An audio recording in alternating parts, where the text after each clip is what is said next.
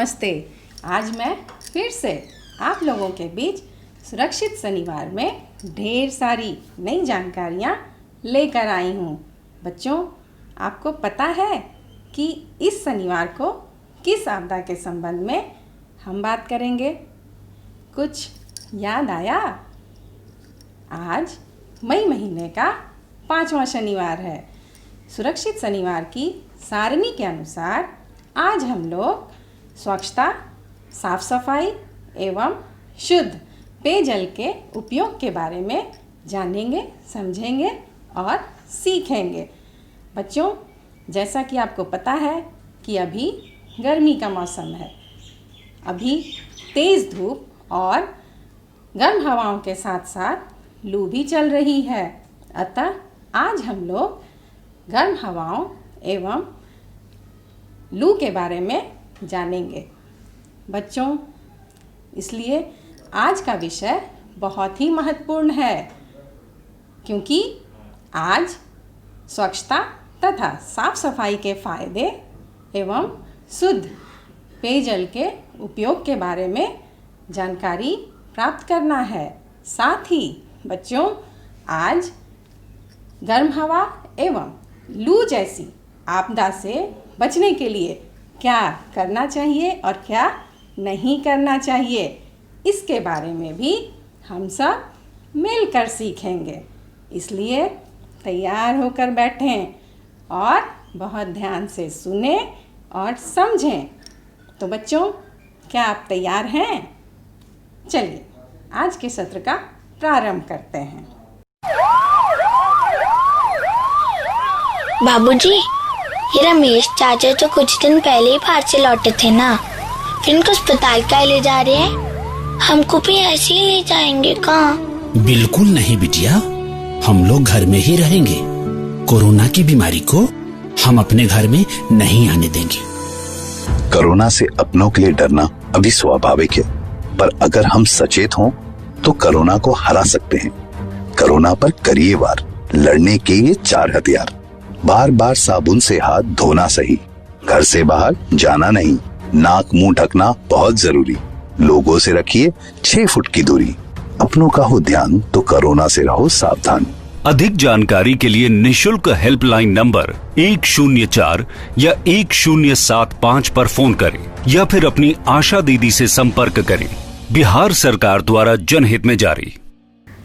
नमस्ते बच्चों, उम्मीद है आप अपने घर में स्वस्थ और सुरक्षित होंगे। आपका विद्यालय बहुत दिनों से बंद कर दिया गया है। आप जानते ही होंगे क्यों बंद किया गया है। हम लोग आपको कहते रहे हैं कि खाने से पहले और शौच के बाद अपने हाथ को साबुन और पानी से कम 20 सेकंड तक धोइए। अभी भी हम लोग कोरोना वायरस के स्थिति में यही कह रहे हैं कि इसके बचाव के लिए उसी प्रक्रिया को जो आप स्कूल में सीखे हैं, अपने घर में रहते हुए समय समय पे आधा घंटा, 1 घंटा, 2 घंटे के अंतराल पे साबुन और पानी से अपना हाथ 20 सेकंड तक धोते रहें।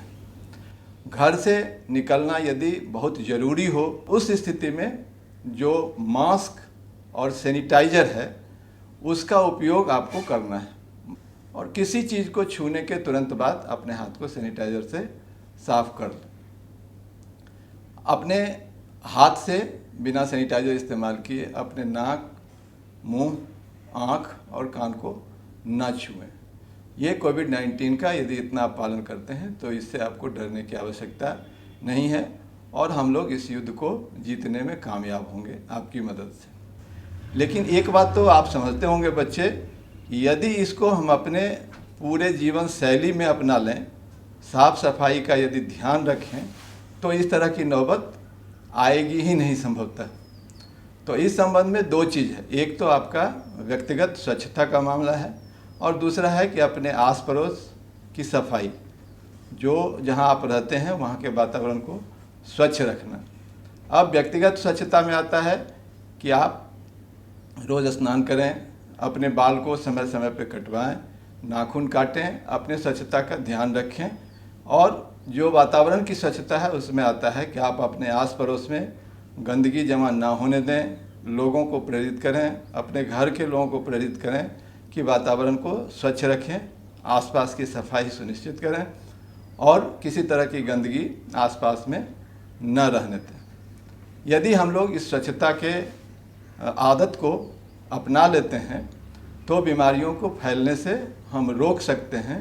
हम उम्मीद करते हैं कि आप घर में रहते हुए, स्वस्थ रहते हुए पुनः अपने विद्यालय में आएंगे। तो आइए आगे हम स्वच्छता के संबंध में और विस्तृत बात करें। धन्यवाद। आइए बच्चे, अभी हम पीने योग्य पानी के बारे में चर्चा करते हैं।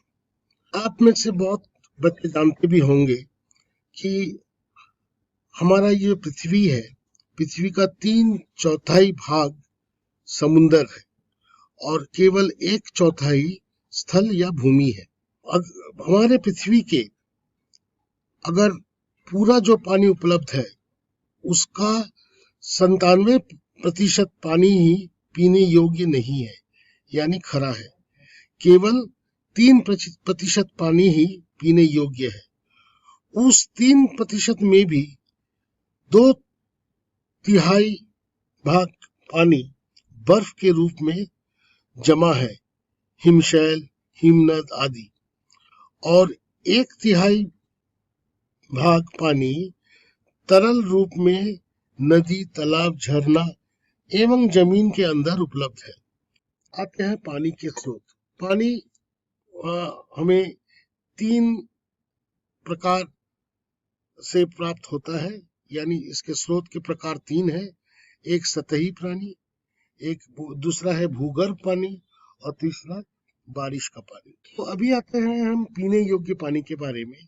क्या सभी स्रोतों के पानी पीने योग्य होता है?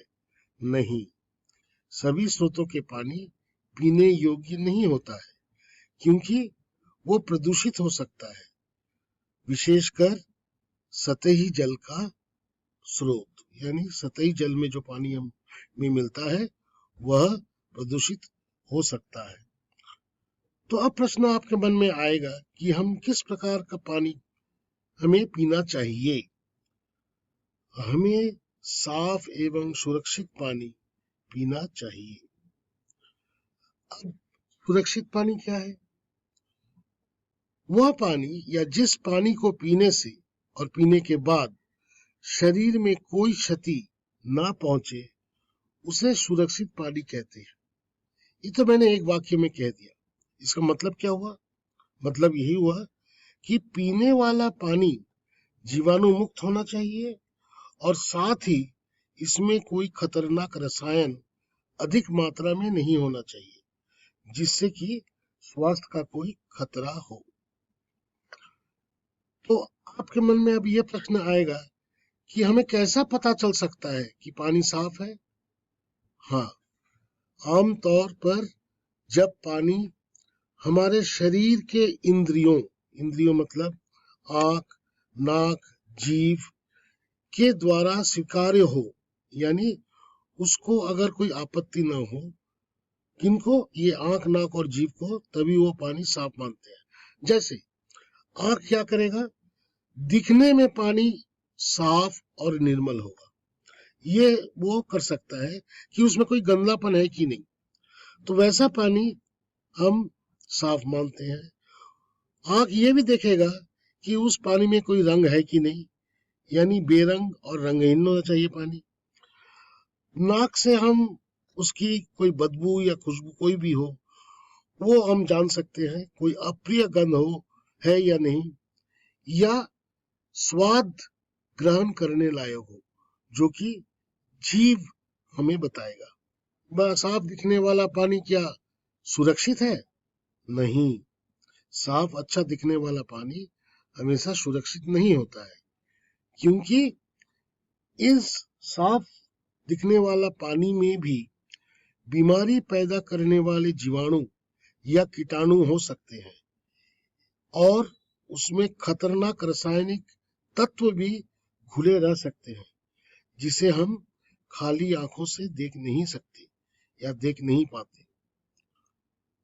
अब प्रश्न यह है कि पानी में विषाणु या जीवाणु के साथ साथ खतरनाक रासायनिक तत्व है कि नहीं, इसके बारे में हम किस प्रकार जान सकते हैं? समुचित जांच के उपरांत ही पता चल सकता है। यानी पानी की सही जांच कहाँ होती है? प्रयोगशाला में होती है। तो ये सुरक्षित पानी क्या हम बिना डर या बिना संकोच से पी सकते हैं या उपयोग कर सकते हैं?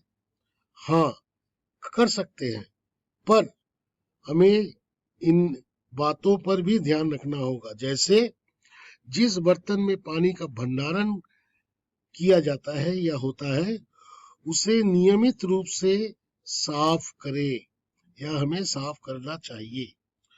स्रोत से घर तक पानी हमेशा जिस बर्तन में लाया जाए उसे ढक के लाना चाहिए। अगर घर में पानी का भंडारण होता है तो उसे साफ एवं ऊंचे स्थान पर रखना चाहिए और पानी भंडारण से निकालने के वक्त या निकालने के समय उसमें हाथ नहीं डुबोना चाहिए, बल्कि हमें डंडीदार लोटा या टिस्नी का प्रयोग करना चाहिए। या पीने के पानी को कौन प्रदूषित करता है? आमतौर से दो तरह के पदार्थ प्रदूषित करते हैं। यह है जैविक पदार्थ और दूसरा है रासायनिक पदार्थ। अब कौन कौन से जैविक पदार्थ है जो पानी को प्रदूषित करता है? उसमें विषाणु हो सकते हैं यानी वायरस, कीटाणु या जीवाणु हो सकते हैं जिसे हम बैक्टीरिया कहते हैं, प्रोटोजोआ हो सकते हैं जिसे एक कोशीय प्राणी कहते हैं, या हेलमिंथ यानी केचुए हो सकते हैं। तो ये पानी में कैसे मिलता है? ये सब जैविक पदार्थ या तत्व मानव या जानवरों के मल से निकलता है और ये पानी से मिलके ये पानी को ये दूषित करता है। और ये दूषित पानी अगर कोई पिए तो वो इन रोगों से बीमार पड़ सकता है। कौन कौन से वो रोग है जिसे हम जल जनित बीमारियां कहते हैं? वो रोग है संक्रमण हेपेटाइटिस यानी इन्फेक्टिव हेपेटाइटिस ए और ई, ये दो तरह के विषाणु हैं।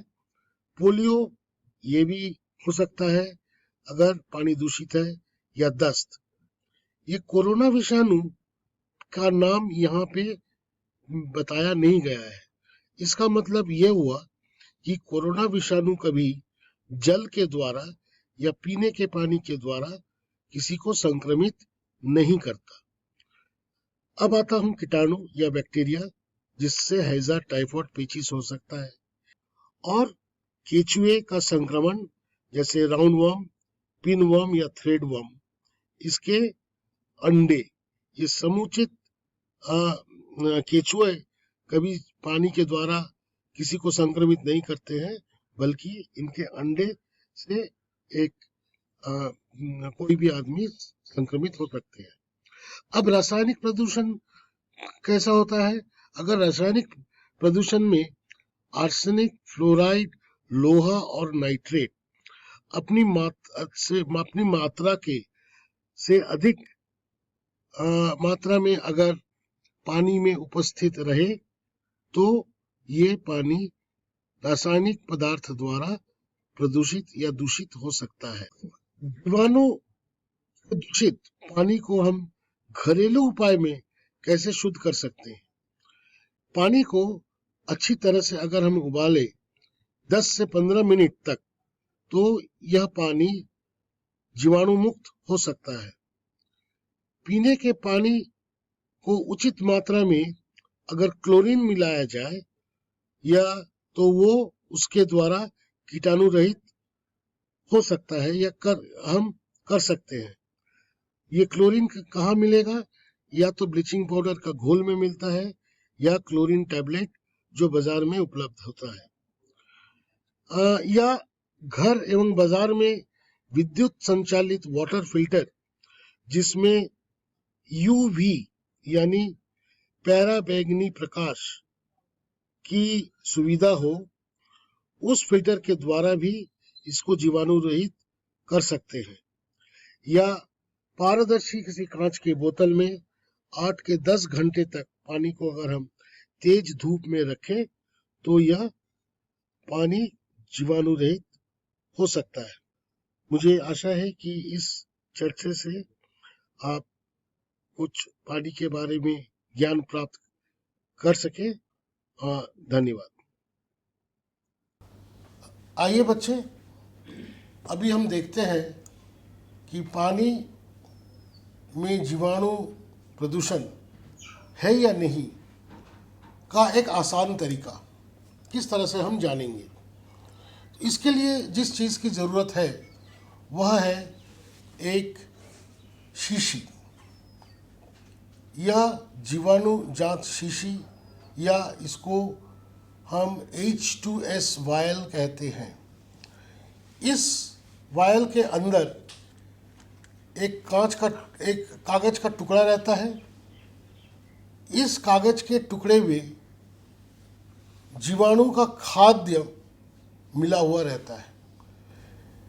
जिस पानी को हम जांचना चाहते हैं उसमें अगर जीवाणु होगा तो उसको खाद्य मिलेगा उस कागज के टुकड़े से, अगर नहीं होगा तो खाद्य नहीं मिलेगा, उसको ज़रूरत नहीं है।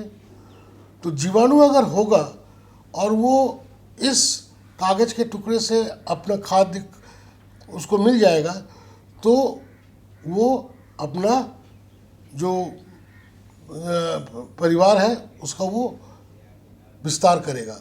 और इसके लिए इसमें जो पानी हम भरेंगे या जिस नमूने का जांच करेंगे उसका रंग ये बदल जाएगा।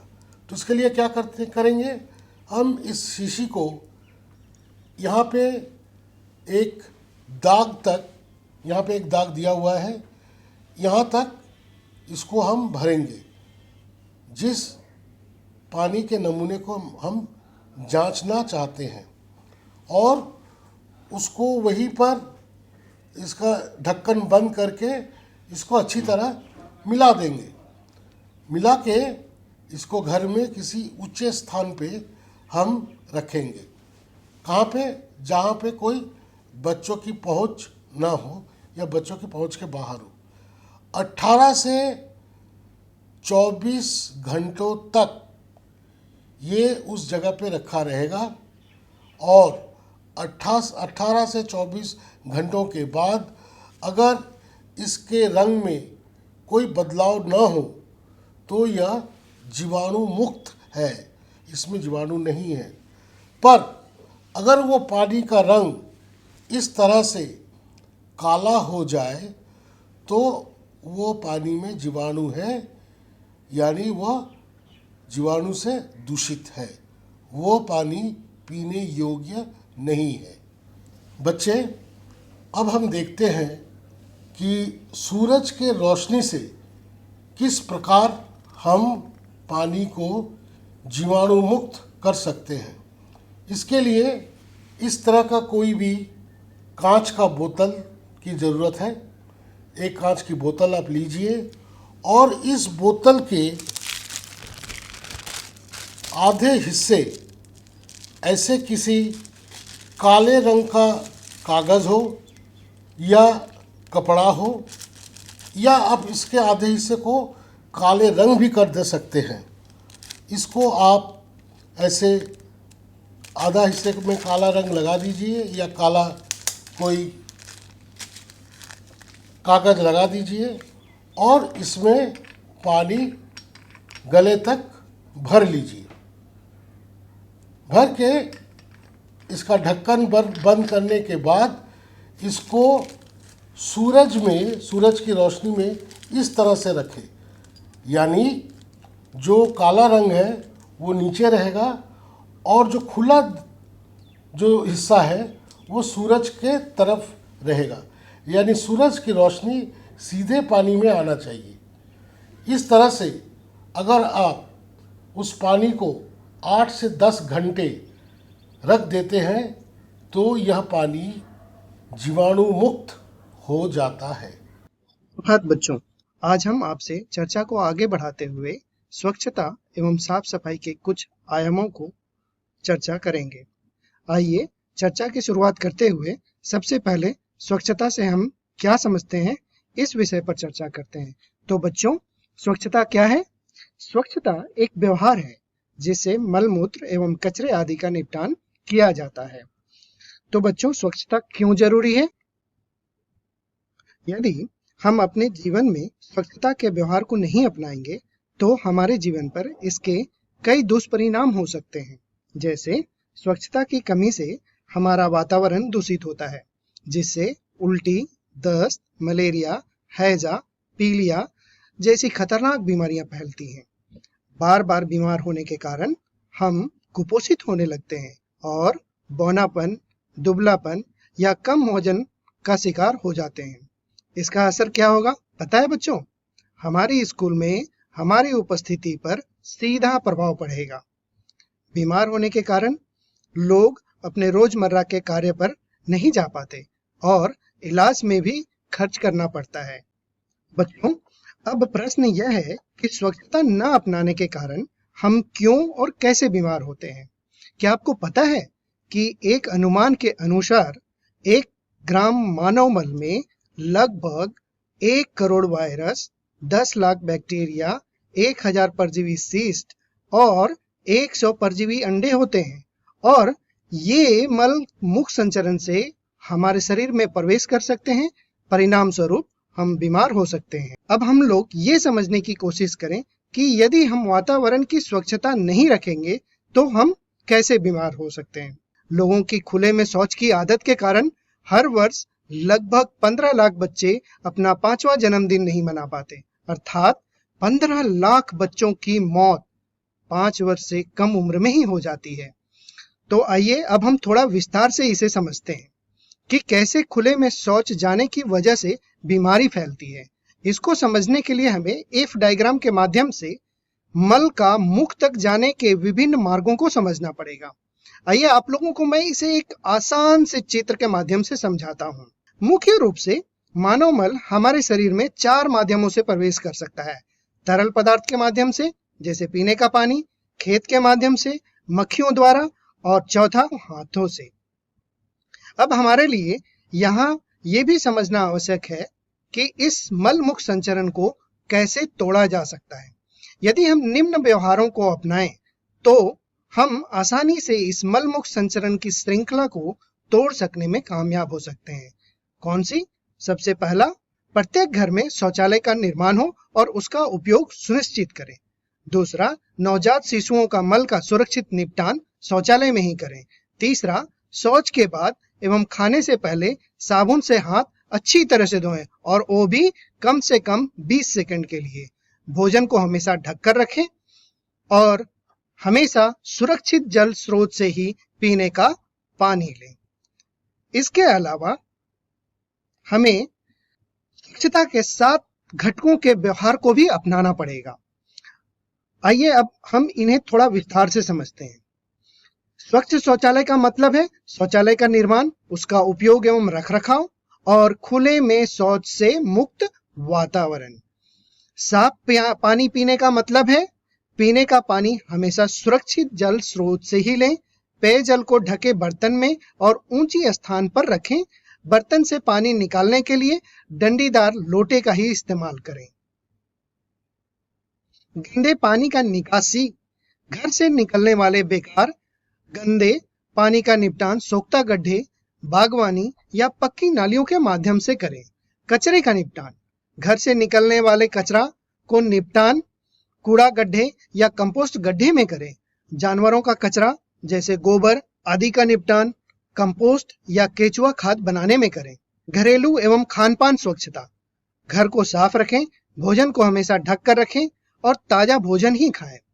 व्यक्तिगत स्वच्छता, यदि व्यक्तिगत स्वच्छता रखा जाए तो हम कई तरह के संक्रामक रोगों से अपने एवं अपने परिवार को बचा सकते हैं, जैसे हाथ धोना, मुंह की स्वच्छता, रोज नहाना, बालों की देखभाल, पैरों की स्वच्छता, शौचालय की स्वच्छता, खांसी और छींकने की स्वच्छता और नाखून काटना। 7वां, गांव की स्वच्छता, गांव का कोई व्यक्ति खुले में शौच ना करे और गांव को साफ रखें। गांव के विद्यालय, आंगनवाड़ी, सामुदायिक भवन एवं स्वास्थ्य केंद्र को स्वच्छ एवं साफ रखें। तो बच्चों, मुझे उम्मीद है कि आप अब स्वच्छता के घटकों को बहुत अच्छी तरह समझ गए होंगे। शौचालय का उपयोग व रखरखाव कैसे कर सकते हैं। सबसे पहला, शौच का उपयोग करने से पहले 1 मग पानी डालकर पैन को गीला कर लें ताकि मल उसमें सट ना पाए। दूसरा, शौच करने के लिए सही दिशा में बैठें और अपने पैर को पावदान पर ही रखें। तीसरा, शौच के बाद मल को बहाने के लिए उचित मात्रा में पानी डालें। चौथा, शौचालय के पैन में कोई कचरा जैसे पॉलीथीन, कपड़ा, बीड़ी, सिगरेट का बट, सैनिटरी पैड आदि कभी भी न डालें। शौचालय को साफ करने के लिए नमक पानी या नींबू पानी का ही इस्तेमाल करें। तो बच्चों, इस तरह स्वच्छता का यह सत्र यहाँ समाप्त होता है। धन्यवाद। स्वस्थ रहें, सुरक्षित रहें। स्वच्छता एवं साफ सफाई की चर्चा को आगे बढ़ाते हुए अब हम एक और महत्वपूर्ण विषय व्यक्तिगत स्वच्छता को समझना और इसे अपनी जीवन शैली में अपनाना। आइए चर्चा की शुरुआत करते हैं। तो सबसे पहले यह समझते हैं व्यक्तिगत स्वच्छता क्या है। व्यक्तिगत स्वच्छता का मतलब शरीर की स्वच्छता को बनाए रखना है, जो स्वास्थ्य को बनाए रखने और बीमारियों के प्रसार को रोकने में मदद करती है। व्यक्तिगत स्वच्छता के लिए हमें किन बातों का ध्यान रखना चाहिए और क्या-क्या करना चाहिए। सबसे पहले बालों की देखभाल। बालों को गंदगी और रूसी से मुक्त रखने के लिए बच्चों को सप्ताह में कम से कम 2 बार बाल धोकर अच्छे से सुखाने चाहिए। बालों की देखभाल अगर सही से ना किया जाए तो सिर में जू, रूसी और अन्य बालों की समस्याएं पैदा हो सकती हैं। दूसरा, मुंह की स्वच्छता। आपको सुबह सुबह और रात को सोने से पहले ब्रश करना चाहिए ताकि आपके दांत साफ और चमकदार रहें। तीसरा, रोज नहाना। रोज स्नान करने की आदत आपको साफ और स्वच्छ रखेगा। स्नान करने के लिए साबुन का उपयोग करें और फिर अपने आप को साफ तौलिए या गमछा से अच्छी तरह सुखाएं। शौचालय की स्वच्छता, इसके बारे में हम लोगों ने विस्तार से चर्चा कर ली है। नाखून काटना। नियमित रूप से अपने नाखून काटें, इसे हमेशा छोटा रखें। 5वां, पैरों की स्वच्छता। बच्चों, क्या तुम्हें पता है पैर शरीर का वह हिस्सा है जो सबसे ज्यादा कीटाणु के संपर्क में आता है। घर के बाहर नंगे पांव कभी ना घूमें। पैरों को दिन में 2 बार साबुन और पानी से अच्छे से धोना चाहिए। खांसी और छींकने की स्वच्छता। जब छींक या खांसी आए तो रुमाल या टिश्यू पेपर के साथ अपने मुंह को ढकना चाहिए। रुमाल या टिश्यू पेपर ना हो तो अपने केहूनी को मोड़कर अपने मुंह को ढकें और तब छींके या खांसे। अब हम हाथ धोना को विस्तार से समझते हैं। सबसे पहले ये जानते हैं कि हमें कब कब हाथ को धोना चाहिए। हमें खाना खाने से पहले, शौच के बाद, जानवर छूने के बाद, खाना बनाने से पहले, बच्चों के मल का निस्तारण के बाद, छींकने के उपरांत यदि आपने अपना हाथ का उपयोग किया हो, अपना चेहरा छूने से पहले साबुन और पानी से कम 20 सेकेंड तक हाथ धोना चाहिए। अब ये बताइए कि हमें ये कैसे पता चलेगा कि हमने 20 सेकेंड तक हाथ धोए हैं या नहीं। यह बहुत ही आसान है। बस 1 से लेकर 20 तक हाथ धोते समय गिनती गिनना है। कैसे करना है? जैसे 1, 2, 3, 4, 5 ऐसे कर आपको 20 तक गिनती गिनना है। अब यह भी जान लेते हैं कि साबुन और पानी से हाथ धोने का सही तरीका क्या है। इसे 5 चरणों में किया जाना चाहिए। सबसे पहले अपने हाथों को गीला करें और साबुन लगाएं। अपने हथेलियों को आपस में रगड़कर साबुन का झाग बनाएं। उसके बाद अपने हथेलियों को आगे, पीछे, दोनों तरफ और अंगुलियों के बीच में भी रगड़ें। उसके बाद अपने नाखूनों को अपनी हथेली पर रगड़ें बारी बारी से और अंतिम में दोनों हाथ को पूरी तरह से पानी से धोकर अच्छे से साफ करें। इसके बाद आप अपने हाथों को साफ तौलिए में सुखा सकते हैं या फिर इसे हवा में सूखने दें। बच्चों, मुझे आशा है कि इस चर्चा को आप सभी बहुत अच्छे से समझ रहे होंगे। अब चर्चा को आगे बढ़ाते हुए व्यक्तिगत स्वच्छता के एक और महत्वपूर्ण विषय माहवारी स्वच्छता प्रबंधन पर चर्चा करते हैं। किशोरियों को माहवारी के दौरान विशेष रूप से व्यक्तिगत स्वच्छता पर ध्यान देना चाहिए। माहवारी एक सामान्य शारीरिक प्रक्रिया है। यह सभी महिलाओं को 10 से 14 वर्ष की उम्र से शुरू होता है। माहवारी शुरू होने पर बिना घबराए अपनी माँ, दीदी या अपनी महिला शिक्षक को बताएं। इस दौरान हमें कुछ बातों का विशेष ध्यान रखना चाहिए, जैसे माहवारी के दौरान संतुलित आहार लें। माहवारी के दौरान व्यक्तिगत स्वच्छता पर विशेष ध्यान देना चाहिए। माहवारी होने पर केवल सैनिटरी पैड या साफ सूती कपड़े का ही इस्तेमाल करें। सैनिटरी पैड या कपड़ा बदलने के बाद साबुन और पानी से हाथ जरूर धोना चाहिए। अगर कपड़े का प्रयोग करते हैं तो उसे इस्तेमाल के बाद साबुन पानी से धोकर कम से कम 4 घंटे धूप में सुखाने के बाद ही दोबारा इस्तेमाल करने के लिए रखें। इस्तेमाल के बाद सैनिटरी पैड या कपड़े को पेपर में लपेटकर कूड़ेदान में डालें या मिट्टी में दबा दें। बच्चों, इसी के साथ आज स्वच्छता एवं साफ सफाई का सत्र समाप्त होता है। उम्मीद है आप सबको बहुत पसंद आया होगा और ढेर सारी नई जानकारी भी मिली होगी। इस आशा के साथ कि आज की चर्चा को आप अपने जीवन में आत्मसात जरूर करेंगे और खुद को हमेशा स्वस्थ रखेंगे। धन्यवाद। सभी बच्चों को प्यार भरा फिर से नमस्कार। अब हम बात करेंगे और जानेंगे कि कचरा क्या है एवं कचरे का प्रबंधन कैसे करें। बच्चों, कचरा कोई नया विषय नहीं है। हम अपने रोजमर्रा की जिंदगी में कचरा हर दिन पैदा करते हैं। कचरा का कोई निश्चित स्थान नहीं होता। कचरा हमारे घर में, घर के आसपास, हमारे विद्यालय, खुली जगह कहीं पे भी देखा जा सकता है, जिसका समुचित एवं सुरक्षित निपटान करना बहुत जरूरी है। अन्यथा इसका नकारात्मक प्रभाव हमारे स्वास्थ्य और जीवन में पड़ता है। इसी कड़ी में सबसे पहले हमें ये जानना होगा कि कचरा क्या है। बच्चों, कोई भी वस्तु या पदार्थ जो अपने वर्तमान स्वरूप में अनुपयोगी हो, वो चाहे ठोस हो या तरल, हम उसे कचरा कहते हैं। उदाहरण के लिए कागज के टुकड़े, सब्जी के छिलके, झूठा भोजन, बिस्कुट, चिप्स आदि के पन्नी, प्लास्टिक की बोतलें, प्लास्टिक की थैलियां इत्यादि। जैसे कि हमने बताया, कचरे के 2 प्रमुख प्रकार हैं। ठोस कचरा, जैसे कि आगे हमने बताया, कागज के टुकड़े, बाकी सब चीज। दूसरा तरल कचरा, जैसे कि रसोई घर, स्नान घर, बर्तन, कपड़े आदि के धोने से निकलने वाला गंदा पानी, जिसके बारे में हम विस्तार से आगे के सत्र में चर्चा करेंगे।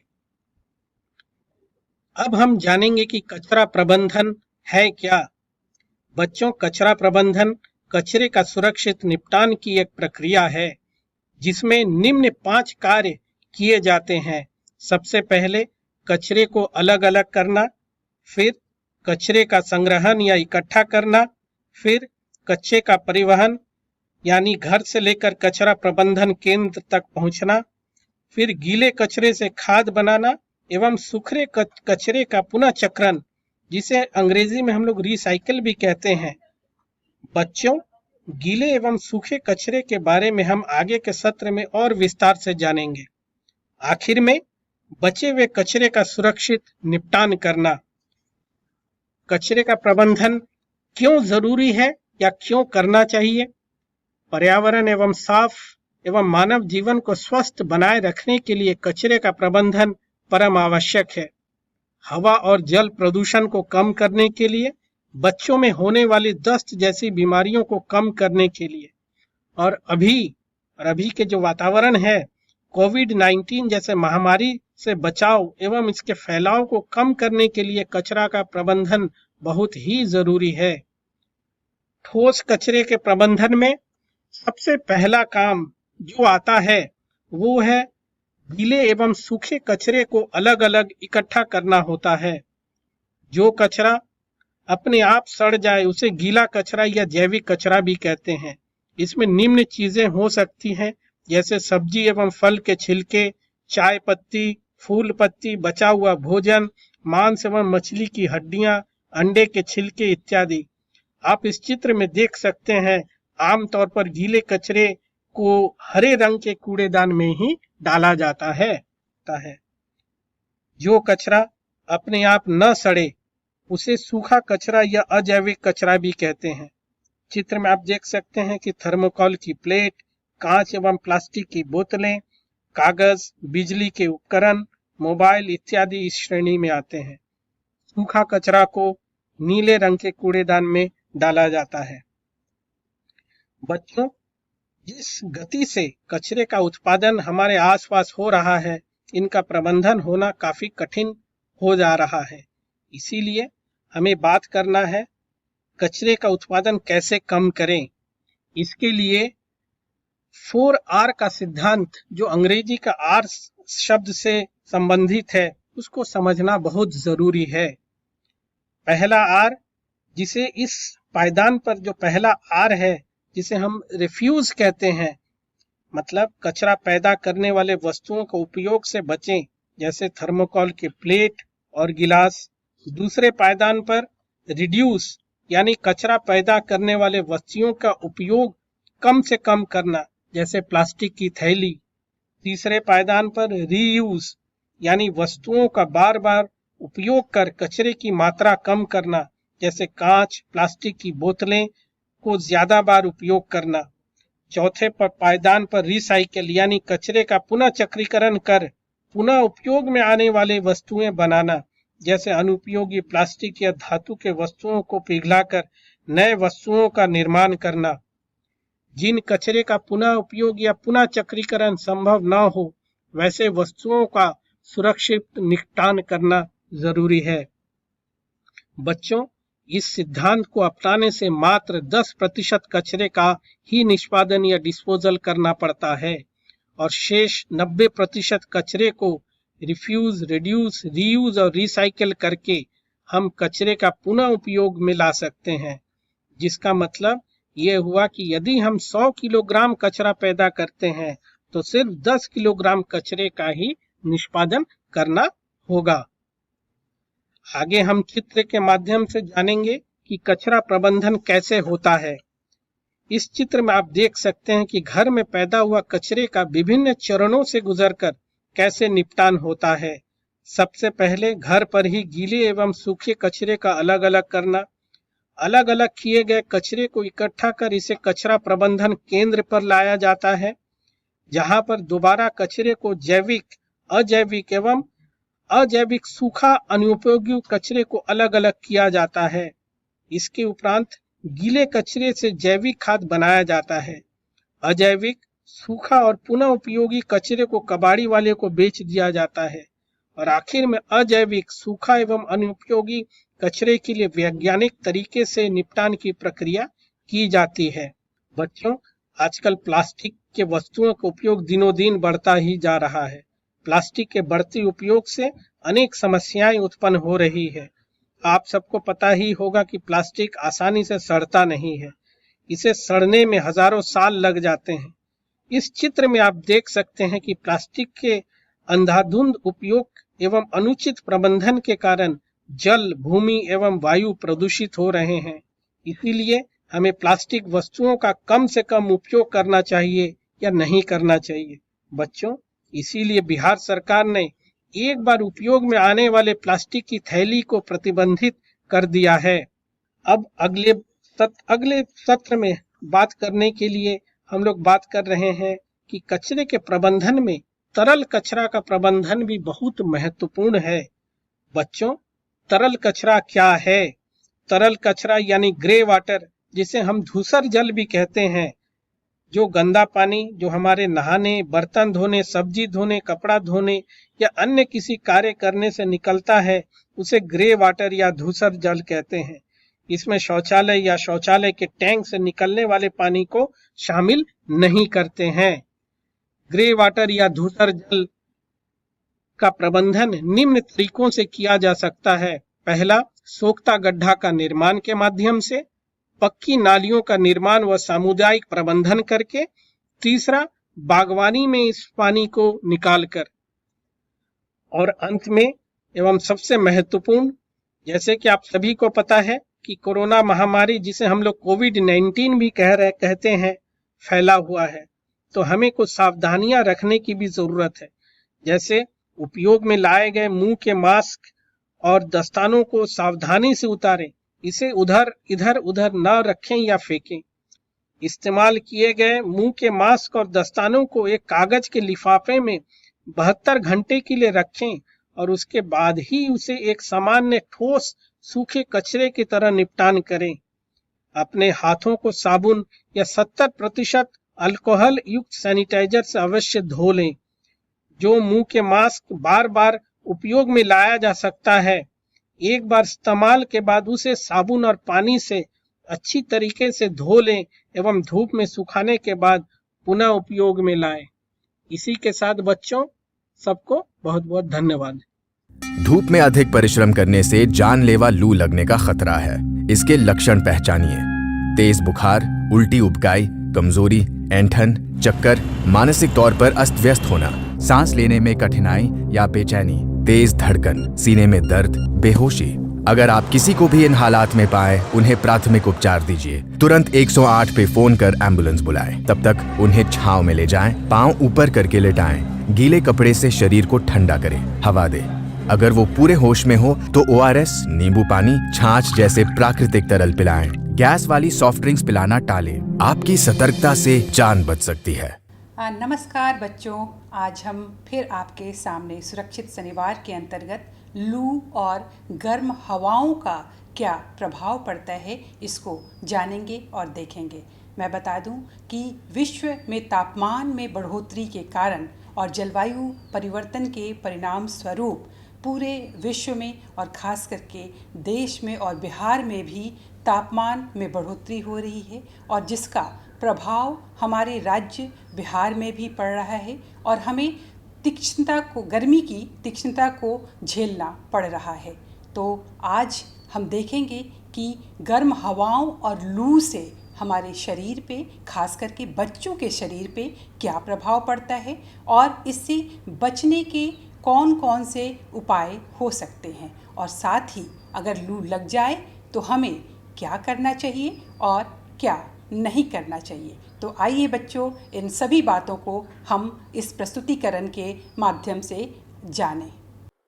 वैश्विक तापमान में वृद्धि के कारण गर्म हवाएं और लू की घटनाओं में वृद्धि हुई है और हमारा बिहार भी इससे अछूता नहीं रहा है। बच्चों पर सर्वाधिक लू और गर्म हवाओं का प्रभाव पड़ता है क्योंकि बच्चे सर्वाधिक संवेदनशील समूह में आते हैं। अतएव इन पर लू और गर्म हवाओं का प्रतिकूल प्रभाव पड़ता है, जिसे हम देखेंगे। जैसे लू शरीर का निर्जलीकरण कर देता है, अर्थात शरीर में पानी की कमी हो जाती है और इससे थकान व ऐंठन के भी लक्षण दिखते हैं। यह रोग प्रतिरोधक क्षमता को भी घटा देता है। लू लगने पर शरीर का ताप बढ़ जाता है, बच्चों को बुखार होता है, उल्टियां तथा दस्त भी होने लगती हैं, बच्चे बेहोश भी हो जाते हैं। खाली पेट रहने पर लू का प्रभाव जल्द और ज्यादा पड़ता है, कभी कभी यह जानलेवा भी साबित होता है। अतएव हमें इन गर्म हवाओं और लू से सुरक्षा के उपायों के बारे में जरूर जानना है, जिसे हम देखें। जितनी बार हो सके हम बार बार पानी पिए और सफर में अगर निकले तो अपने साथ पीने का पानी हमेशा रखें। जब भी बाहर धूप में जाएं, यथासंभव हल्के रंग के, ढीले ढाले एवं सूती कपड़े पहने। धूप के चश्मे का इस्तेमाल करें।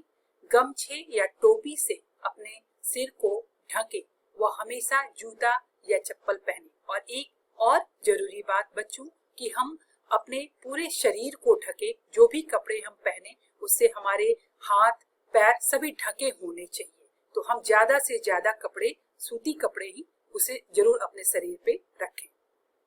ये आप एक तस्वीर देख रहे हैं बच्चों, आपका ही तस्वीर है ये, कि किस तरह से हमें पानी की आवश्यकता होती है और हम हर थोड़े देर पे पानी पीते रहे, जिससे हम लू और गर्म हवाओं के प्रभाव से बहुत हद तक सुरक्षित रह सकते हैं। हल्का भोजन करें। अधिक पानी की मात्रा वाले मौसमी फल जैसे कि तरबूज, खीरा, ककड़ी, खरबूजा, संतरा आदि का अधिक का अधिक सेवन करें। और ये सब गर्मियों में आसानी से उपलब्ध होती हैं। विशेषकर हम खीरा की बात करें, ककड़ी की बात करें, खरबूजा की बात करें तो ये हमें मिल जाता है। घर में बने पेय पदार्थ जैसे कि लस्सी, नमक चीनी का घोल, छाछ, नींबू पानी, आम का पन्ना इत्यादि का नियमित सेवन करें। कच्चे आम को पकाकर उसे पानी में घोलकर नमक डालकर और उसका हम इस्तेमाल करें। अपने दैनिक भोजन में कच्चा प्याज, सत्तू, पुदीना, सौंफ तथा खस को भी शामिल करें। रात में घर में ताजी और ठंडी हवा आने की व्यवस्था रखें। स्थानीय मौसम के पूर्वानुमान और आगामी तापमान में परिवर्तन के बारे में विभिन्न विश्वसनीय सूत्रों से लगातार जानकारियां लेते रहें। हम रेडियो और दूरदर्शन के माध्यम से और इस साथ ही साथ मौसम के मिजाज को भी देखकर हम इसके बारे में जानकारियां प्राप्त करते रहें। अगर किसी कारणवश तबीयत ठीक न लगे या चक्कर आए तो तुरंत डॉक्टर से संपर्क करें, इसे अन्यथा ना लें क्योंकि ये बहुत आवश्यक है। हमने पहले ही कहा कि ये लू और गर्म हवाओं का जो प्रभाव है ये कभी कभी जानलेवा भी साबित हो सकता है। लू लग जाए तो हमें क्या करना चाहिए, इसे हम थोड़ा देख लें बच्चों। तो लू लगे व्यक्ति को सबसे पहले छांव में लिटा दें। अगर उनके शरीर पर तंग कपड़े हो तो उन्हें ढीला कर दें अथवा हटा दें। लू लगे व्यक्ति का शरीर ठंडे गीले कपड़े से पोंछें या ठंडे पानी से नहलाएं। उनके शरीर के तापमान को कम करने के लिए कूलर, पंखे आदि का प्रयोग करें। यह बहुत आवश्यक है कि जब लू लगे तो हमें अब उसके शरीर के तापमान को कम करने की पूरी कोशिश करनी चाहिए। उसके गर्दन, पेट एवं सिर पर बार बार गीला तथा ठंडा कपड़ा रखें। उस व्यक्ति को ORS या नींबू पानी या नमक चीनी का घोल, छाछ या शरबत पीने को दें जो शरीर में जल की मात्रा को बढ़ा सके। लू लगे व्यक्ति को शीघ्र नजदीकी स्वास्थ्य केंद्र में ले जाएं। लू लगने पे हमें क्या नहीं करना चाहिए। अभी तक तो हमने ये देखा कि हमें क्या करना चाहिए, अब हम ये जानेंगे कि हमें क्या क्या नहीं करना चाहिए। बच्चों, जहां तक संभव हो कड़ी धूप में बाहर न निकले। अधिक तापमान में बहुत अधिक शारीरिक श्रम न करें। खास करके धूप में शारीरिक श्रम करने से आपके शरीर से पानी, जो निर्जलीकरण की बात हमने कही, वो होता है और उससे इसका प्रभाव बढ़ जाता है। चाय, कॉफी जैसे गर्म पेय पदार्थ तथा जर्दा, तंबाकू आदि मादक पदार्थों का सेवन न करें। ज्यादा प्रोटीन वाले भोजन जैसे मांस, अंडा व सूखे मेवे जो शारीरिक ताप को बढ़ाते हैं उसका सेवन कम करें अथवा जहां तक संभव हो न करें। यदि व्यक्ति गर्मी या लू के कारण उल्टियां करे या बेहोश हो जाए तो उसे कुछ भी खाने पीने को न दे। और एक महत्वपूर्ण बात कि बच्चों को बंद वाहनों में कभी अकेला ना छोड़े। प्यारे बच्चों नमस्कार। आज आपने स्वच्छता के महत्व, साफ सफाई के विभिन्न तरीकों और पेयजल की शुद्धता के संबंध में जानकारी प्राप्त किया। साथ ही आपको लू से बचाव के बारे में भी ढेर सारी नई जानकारियां मिली। उम्मीद करता हूं कि आज आपको यह एपिसोड बहुत ही पसंद आया होगा। तो बच्चों, आज हमने जो कुछ सीखा उसके आधार पर आपसे चंद सवाल पूछे जाएंगे। तो क्या आप लोग तैयार हैं? आप सब लोग कॉपी कलम लेकर के बैठ जाइए। आपसे कुछ सवाल पूछे जाएंगे, प्रश्न पूछे जाएंगे। उसके आधार पर उसके विकल्प आपको सही से, अच्छे तरीके से देखना है, समझना है और सही विकल्प का चयन करना है। तो चलिए अब हम लोग क्विज का प्रारंभ करते हैं।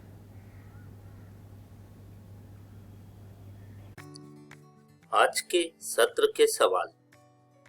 आपका पहला प्रश्न सामने है। पानी पीने के लिए किन बातों का ध्यान रखना चाहिए? इसके विकल्प हैं। जल स्रोत से घर तक पानी हमेशा ढके बर्तन में लाना चाहिए। दूसरा, पानी निकालते समय बर्तन के अंदर हाथ नहीं डुबोना चाहिए। तीसरा, पानी हमेशा डंडीदार लोटा या टिसनी या उड़ेल कर लेना चाहिए। चौथा, उपरोक्त सभी ठीक है। क्या लगता है बच्चों आपको? इसके उत्तर हैं घ, उपरोक्त सभी ठीक है। गीला अथवा जैविक कचरा को पहचान कर निशान लगाएं।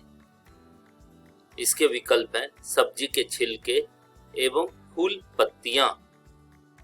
दूसरा, कांच की बोतलें। तीसरा, प्लास्टिक की बोतलें। चौथा, थर्मोकोल के प्लेट व ग्लास।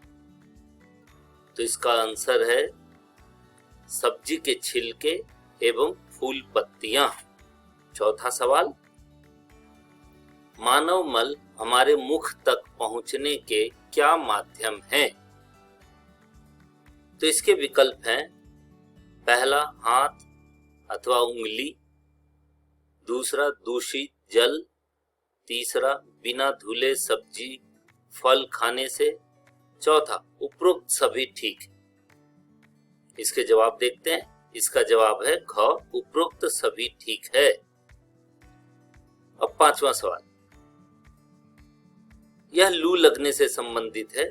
तो हम देखते हैं लू लगने के क्या क्या लक्षण होते हैं। इसके विकल्प हैं। क, सर्दी खांसी। ख, पेट दर्द, सर दर्द। ग, तेज बुखार, लगातार उल्टी। और घ, उपरोक्त कोई नहीं। इसके सही जवाब हैं ग, तेज बुखार, लगातार उल्टी। अब हम अगला प्रश्न देखते हैं। लू लगने पर प्राथमिक उपचार क्या करना चाहिए? इसके विकल्प हैं। क, कपड़ा भिगोकर सर पर रखें तथा चेहरा पोंछें। ख, ORS का घोल या आम पन्ना पिलाएं। ग, चिकित्सक के पास ले जाएं। घ, उपरोक्त सभी ठीक है। बच्चों क्या लगता है इसका सही जवाब? सही जवाब है उपरोक्त सभी ठीक हैं। अब हम अगला देखते हैं। आपको गृह कार्य क्या करने हैं इस बार? आपको यह देखना है कि हाथ धोने के तरीकों तथा स्वच्छता के विभिन्न उपायों को लिखना है।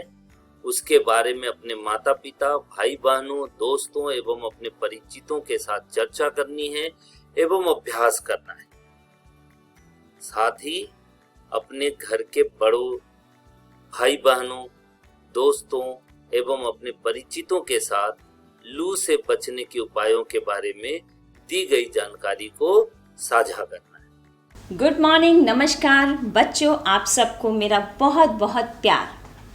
विकसित राष्ट्र की हो कल्पना, अब हमें है स्वच्छ बनना और इसी कल्पना को पूरा करने के लिए आज आपने स्वच्छता एवं साफ सफाई के फायदे और शुद्ध पेयजल के सही उपयोग के बारे में जाना और सीखा। साथ ही आज आपने गर्म हवाएं एवं लू जैसी आपदा में क्या करना चाहिए और क्या नहीं करना चाहिए ये भी जानकारी हासिल की। इसी दौरान आपको कार्यक्रम में कुछ वीडियोस भी दिखाए गए जो काफ़ी महत्वपूर्ण थे। हमारे एक्सपर्ट्स के द्वारा आप लोगों को स्वच्छता, साफ सफाई से लेकर हाथ धुलाई तक एवं शुद्ध पेयजल के सही उपयोग के बारे में भी जानकारियां दी गईं। बच्चों, मुझे उम्मीद है आज का ये कार्यक्रम आपको बहुत अच्छा लगा होगा। आज के इस कार्यक्रम में आपसे बहुत से प्रश्न भी पूछे गए जो कि काफ़ी महत्वपूर्ण थे। वो कहते हैं ना, सब रोगों की एक दवाई, घर घर में हो साफ सफाई। तो बच्चों, आज आपने जो भी सीखा और जाना वो आप अपने माता पिता, परिजनों एवं दोस्तों को अवश्य बताएं।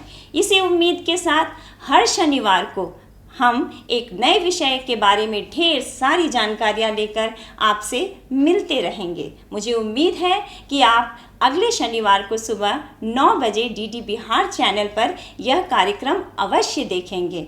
और मैं अंततः यही कहूँगी कि आप इन सभी बातों को अमल कीजिए और पालन कीजिए। मैं आपका इंतज़ार करूँगी। तब तक के लिए स्वच्छ रहें, स्वस्थ रहें। धन्यवाद।